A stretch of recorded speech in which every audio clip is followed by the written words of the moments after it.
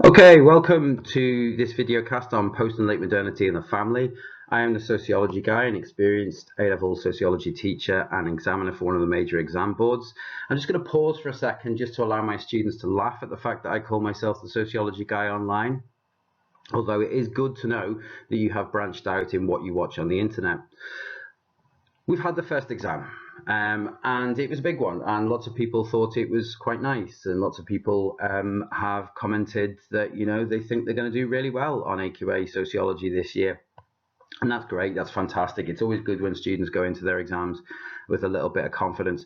The other bit of feedback I've had from the first exam is that it just simply wasn't fair, and that it wasn't fair that whoever JCQ or AQA, whoever scheduled the exams, has scheduled the exams for the start of Love Island. Now, I've got to admit, I don't watch Love Island, but in order to sort of engage with you as young people, I decided to watch a little bit of it so that I can update you. Now, the big news from Love Island is that Danny Dyer, her dad is Danny Dyer. Now, as a sociologist, I'm still trying to wonder whether this is kind of a postmodern thing, whether Danny Dyer ironically decided to call his own daughter Danny Dyer. But the idea of Danny Dyer doing anything ironically is, frankly, quite strange. The other big news in the family is that Kirsty Allsop, officially named Posh Totty, has decided that she would go fly first class with her husband and stick her kids back in economy class. I can understand it. I've got 3 kids. Being with 3 kids on a plane is not a great thing. However, could we imagine what would happen if this had been Kerry Katona? Yes, Warrington's finest, Kerry Katona. What would have been the news coverage of this like then? It shows that there is a class distinction in the family, right? That the middle class, yeah, they can go and sit and quaff champagne and eat quail's eggs and, have fennel, because that's the only thing I know middle class people eat. Whereas the kids were sort of sat back there, crunched up, in sort of no leg room, with all the party goers. But you're middle class, you can get away with anything. So today we're going to discuss post-modernity in the family. It is one of the family question types that could possibly come up. Again, I have no prior knowledge of the A-level exams, and the question that I'm going to put up here and the item has been created by me, not by AQA. There has not been a question type like this that has come up on the specimen papers on AS or A-level exams up until June 2018. And the way I'm going to answer this question is just one way of doing it. I'm approaching this answer as if I was an 18-year-old. Sorry, I just thought about being an 18-year-old again. Oh, those days. Other approaches may still score you full marks. So let's have a quick look at the question.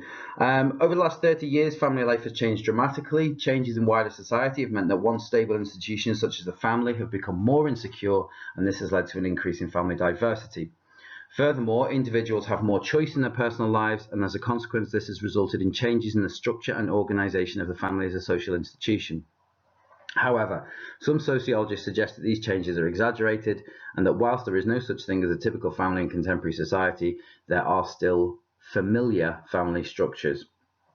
Now, when I was putting together a question on post-modernity and late modernity in the family, there were a couple of ways I could have gone with this. One way could have been evaluate the contribution of postmodernists to our understanding of family. I moved away from that a little bit because even though in some of the textbooks they refer to people like Anthony Giddens and Ulrich Beck as postmodernists, they are more late modernists. They don't completely accept the idea of postmodernity, and as a consequence, I kind of shifted away from doing that. The other type of question I looked at is family diversity, because that is a huge postmodern concept. The idea that we all live in different types of families nowadays rather than the one structural nuclear family that the functionalists like Parsons and Murdoch proposed. So I've put forward a question that is highly speculative.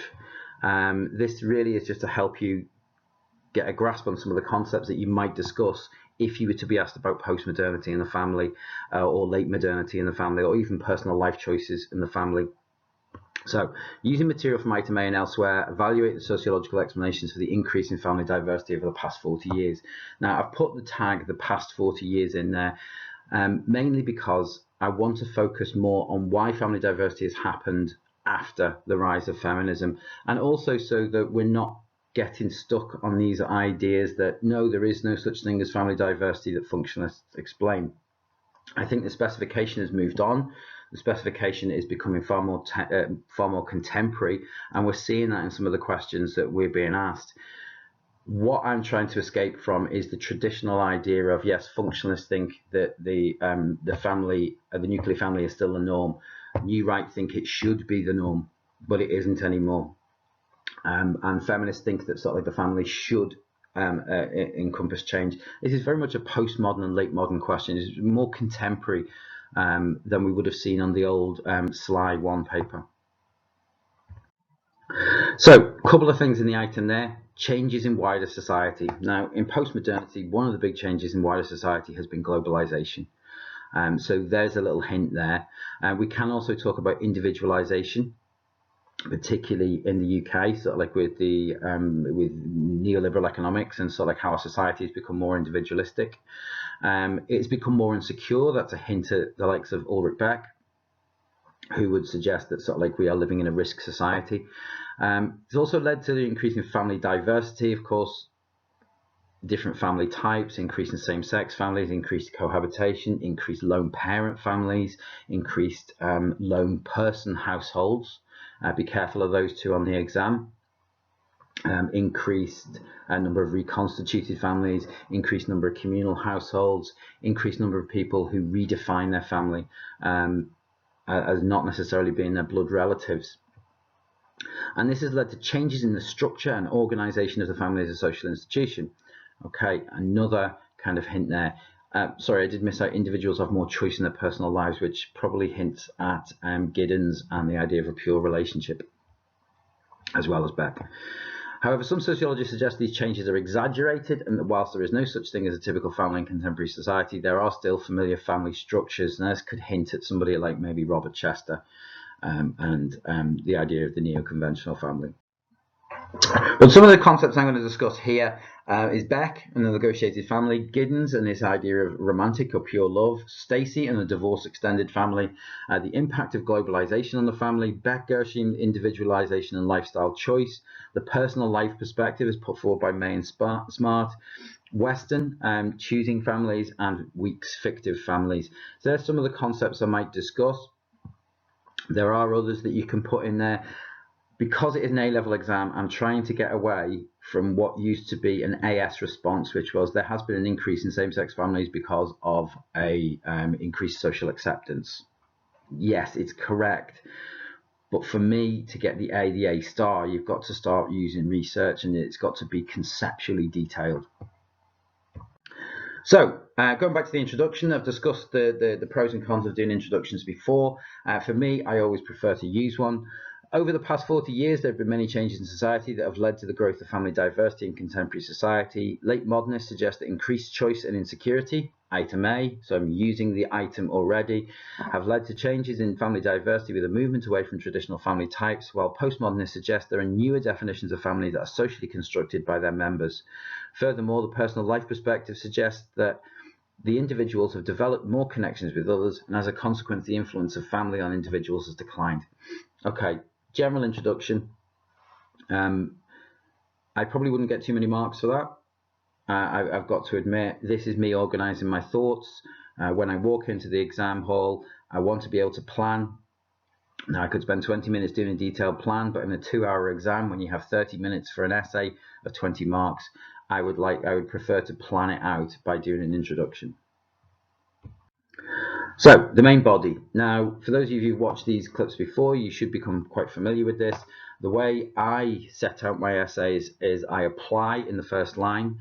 I would explain in the second and third lines what I mean by the concept I've introduced, and then I would analyze it. I would show deeper understanding. I would show how it works, who it impacts on, and then I would evaluate it. I would criticize it, or I would find some support for it.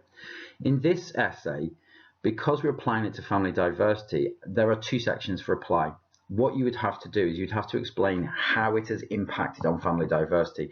So this essay will be slightly different in the fact that you will see apply in the first line, you will see apply a little bit later on, where I explain how it creates newer types of families. So go to the first paragraph. Here's my application. One reason for the increase in family diversity over the past 40 years is explained by Giddens' idea of pure relationships. There's my application. There's my concept. Okay, so I'm hitting those AO2 skills straight away. My explanation, which is very much knowledge-based, AO1. Giddens suggests that relationships are no longer held together by religion, social norms, or traditional values, and as a consequence, people have more choice over their relationships. Giddens, as a late modernist, would argue with this idea that our morality is no longer guided by big institutions or is guided by society, but is guided by ourselves as individuals. So what I'm really describing here, in a way, is secularization. But instead of just saying because of secularization, I'm using actual research, which pushes it from being like an AS level to full A level. Pure relationships exist solely to satisfy the needs of those involved, and therefore, if those needs are not being met, people are more likely to leave a relationship in search of another, much like a consumer transaction, trading in the old for the new. There's my analysis. That's me showing that I understand how this idea of personal choice works. And then the next line is application. This explains how it's answering the question. So this is me showing that personal choice has led to the increased rates of divorce, lone parent families, lone person households, and of remarriage, suggesting that love is not dead, it is merely no longer for life, hence the growth of serial monogamy. Okay, so I've applied it twice there. Once to a concept, a sociological concept that answers the question, and once actually to the demands of the question that shows how it has increased family diversity. A brief evaluation of Giddens, and now this is relevant and explicit. However, it can be argued that while statistics back up Giddens' ideas, that Giddens' ideas are based upon a notion of choice and free will, and that this ignores social context in which relationships are based. Issues such as class and ethnicity are still important in structuring expectations within a relationship. Now, I'm going to develop this evaluation a little bit in the next paragraph, but this is an explicit criticism of Giddens' idea of a pure relationship, this idea that we just choose, that we go out, we meet somebody, we choose. If they don't fulfill our needs anymore, we choose somebody else. There's a lot more to relationships than that. And I'm going to look at that in the next paragraph. So, similarly to Giddens, Beck suggests that one reason for the increased diversity of family life is based upon the emergence of the negotiated family. Beck suggests as a result of the uncertain nature of society, relationships are no longer based upon traditional norms and values, but are negotiated between partners. Now, this is part of what I was saying is the other reasons that may impact on our choice. This can be argued to be a result of both greater individualism and greater gender equality, as women have become more financially independent. Their reliance upon a male instrumental role has diminished. Okay, there's another concept, the instrumental role. And therefore, the male has to offer more than just a stable wage, particularly as Beck argues that there is no such thing as a stable job anymore. This is a higher level of analysis that I'm putting forward. I'm linking together some other ideas that exist outside of the concept of family diversity. I'm showing that I understand what risk society is. And here's my application in the last line. This can be evidenced in the rise of divorce, lone person households, and cohabitation, a period of adjustment before making a commitment and negotiating terms. So these are some of the conditions we're talking about in the first paragraph. However, other sociologists have criticised Beck, suggesting that his view of relationships is idealised and based upon values of white middle-class males, and that choice is often an illusion for people, particularly those in the lower social classes. Now, you could see that I could have mentioned specifically, that feminists might critique Beck. I could have mentioned that sort of like obviously it's Martin May who are critiquing Beck, and Burgeon who criticises Beck for his views. But for this paragraph, what I've done is I've suggested that Beck, his ideas, whilst they have some merit, they can be seen as being idealized. Not everybody has choice. And this is where we bring in the family life perspective. Offers a further explanation of the increase in diversity of family and households by proposing a connectedness thesis. This approach suggests that individuals make decisions on their relationships based upon a web of connectedness, that we may make autonomous decisions about our lives, but we're still guided by the relationships we have. Whilst there's been an increase in reconstituted families and lone parent families, many children act as the bond between former partners, and therefore diversity is more complex than we would imagine, with current partners, former in-laws and new in-laws forming newer forms of extended families across different households. Furthermore, this web of connectedness can actually trap some people into maintaining relationships they would choose not to. So there's my application and analysis in there. I've shown a deeper understanding of the personal life perspective by saying that some people remain connected even though their relationship has dissolved. They may not have a romantic relationship anymore, but they may have a more functional relationship where a mother and a father who have separated, they need to maintain a relationship for the sake of their children.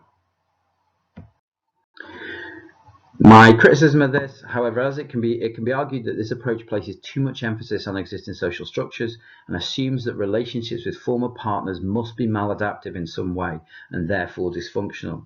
It ignores the elements of free will and can be seen as overly deterministic, suggesting that decisions on family diversity take into account the wider feelings of others, something which would be criticised by Beck and Giddens. To show this practically, you could argue that every decision that is made about a child's welfare between two parents who have divorced takes into account both parties. That's not always the case. We can also argue that May and Smart can put forward this idea that women have chosen to leave their partner, and that because the relationship had broken down in some way, and that there is not a platonic relationship that can be maintained. So for me, this is a relevant evaluation of the personal life perspective. Another idea, now postmodernism, if you look in the textbooks, postmodernism, Judith Stacey's all across it. You would say a further argument is put forward for the increased diversity of families suggested by Judith Stacey. She argues that the rise of feminism has led to greater choice and freedom for women to define their own families, what Stacey called the divorced extended family. Freedom of choice had led women to divorce, pursue careers, and in some cases remarry, whilst maintaining a network of friends and in-laws that provided many of the functions of a traditional family. This research suggests that there is no such thing as a typical family, and that the diversity of postmodern family encompasses a broad range of same-sex, cohabiting, extended and reconstituted families. The last line there, you can see the application. I'm talking about how it has increased diversity. The evaluation of Stacey's study, though, is that it's what we would see as being quite ethnocentric. It's based on divorced women in California. Can we take a divorced woman in California and talk about a single parent in Barnsley? Probably not. And as such can't be generalized to the wider population, as the women in the research might not conform to typical class or gender scripts set down in other areas of the world. However, there is support for Stacey's findings from Morgan, who suggests that people should be free to call whomever they choose part of their family. And this moves now from this idea of the divorced extended family into the rise of same-sex families and what we call fictive families. A final example of the growth of family diversity is suggested by both Weston and Weeks, who examine the structure of gay and lesbian relationships. Weston found that same-sex couples were more likely to create supportive friend networks that fulfilled the functions of a traditional family. Okay, why do they do this? This is me showing my analysis. Furthermore, Weeks suggested that these fictive families functioned as kinship networks for gay men and lesbians, often as a result of their own family rejecting them. Therefore, the supportive networks set up by their friends and former lovers acted as a spur for greater social acceptance, culminating in legislation to recognise same-sex couples as having similar rights to adopt children, form civil partnerships, and ultimately be recognised in a marriage in 2013. This has led to the rise of same-sex families being accepted as part of a more diverse range of family structures in the UK. Okay, for me, what I've done there is I've analysed it, but I've also thrown in some other ideas. The idea that the growth of support networks that the gay men and lesbians had helped them to push for social change. instead of just saying we have more same-sex families because of greater social acceptance, I've explained why there is greater social acceptance.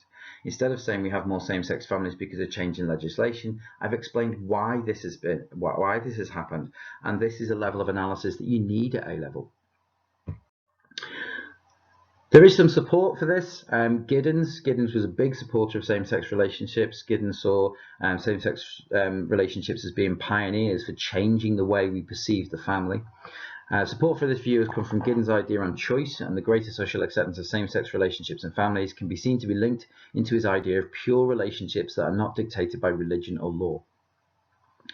Now, I'm going to use something quite contemporary here to evaluate. Despite the progress that's been made in the UK, and there has been progress made in the UK, it's slow progress, but it has been made, these changes have not always been accepted elsewhere in the world, and particularly in the West.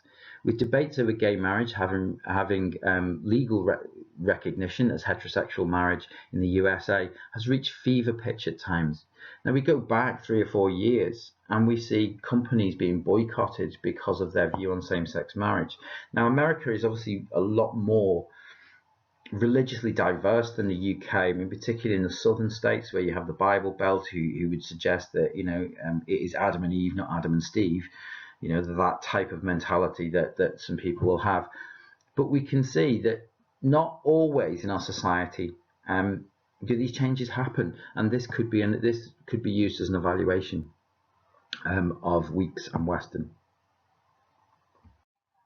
Finally, we come to our smart ass paragraph. Again, I use John Oliver as an example. If you watch This Week Tonight, so like he is a bit of a smart ass. What we want to do here is we want to show the examiner that as an 18-year-old who studied sociology for 2 years, you can apply it to wider society. You can see the links that are being made. You can see how society is changing. You can demonstrate a very sophisticated understanding of the sociology of the family. So this is my attempt at it. Obviously, different people have different opinions on it, but this is what I would do if I was doing this exam. So I start off with a bit of a summary. In conclusion, over the last 40 years, there have been significant changes in the growth of family diversity, the greater acceptance of same-sex marriage, cohabitation, reconstituted families, and the ability to redefine what is meant by a family have increased the diversity of family life in the UK. Okay, that is summative. That would get me in the lower part of the top band for drawing an appropriate conclusion, because what I'm doing is summing up everything I've already presented. However, and this is where I start to evaluate and come up with my conclusion. It can be argued that despite all of the changes, one thing remains central to the concept of a family, and that is the basic structure of a family being adults and children. Whether they are or aren't married, whether the children are biologically theirs or not, whether the relationship is heterosexual or homosexual, whether there are ties of blood or marriage is irrelevant. The family, redefined as a collective of individuals who emotionally and economically support each other, remains the most common household type. Now that, to me, if I saw that from an 18-year-old, if I was marking this paper, I would kind of be blown away, because the student has made an evaluation that even though there is greater diversity of family types, the functions of the family remain very, very similar. The structure, this idea that there are adults and children and that they emotionally and economically support each other, this is a high level evaluation. Okay, some of the other essays that I'll be producing during this season, during the exam season, June 2018. Education and Social Policy, which is out there already. We've already had the first paper. Globalization and Crime, Post-modernity in the Family, which is obviously today's. The Impact of Globalization on the Family, Marxism and Crime, Feminism and Society, We Are Living in a Postmodern Age, and Sociology as a Science. These seem to be the ones, when I've been on Twitter under AQA Sociology, that students are slightly concerned about and how they would address those, and that's what I'm looking to do with this series.